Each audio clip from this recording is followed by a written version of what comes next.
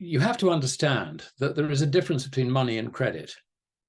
And as J.P. Morgan said in testimony to Congress, I think it was 1912, he said, gold is money and the rest is credit. Now, he wasn't actually just expressing his opinion as a gold bug. He was actually stating the legal position.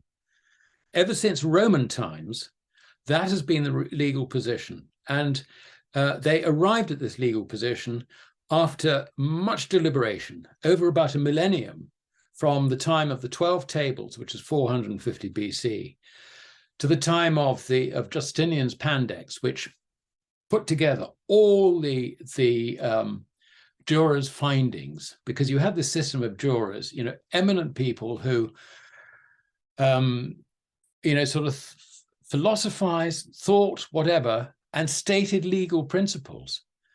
And there's something like 1,000, no, I think it was 9,000 of these opinions in the digest volume of the Pandex. Now, they did, basically, if you go way back to, around about the sort of shortly after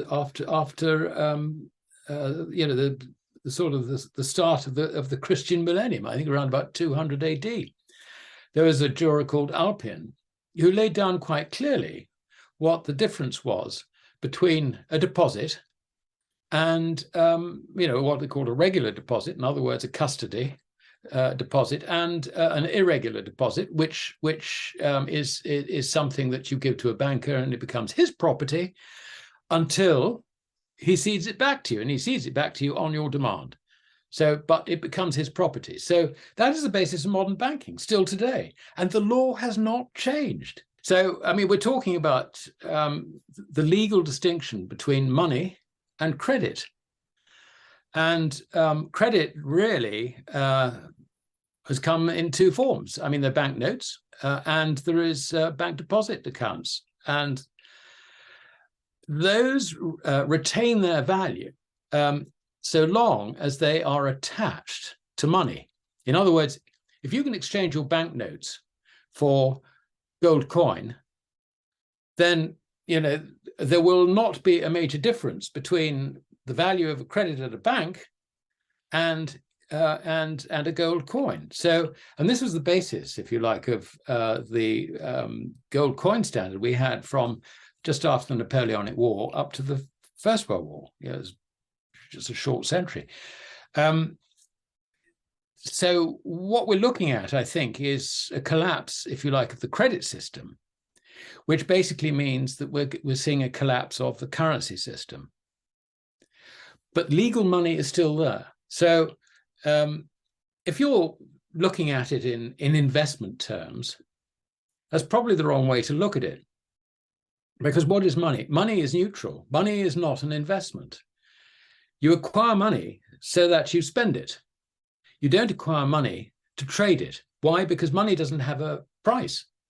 And the error in the financial system today is to assume that gold is not money and therefore it has a price. What doesn't have a price, the assumption is the dollar or sterling or whatever, except against each other.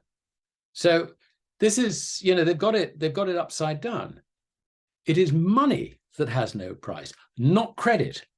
Credit always has a price. Even when it's attached to money, there will be a discount between gold coin and the credit equivalent. Why? Because you've got counterparty risk.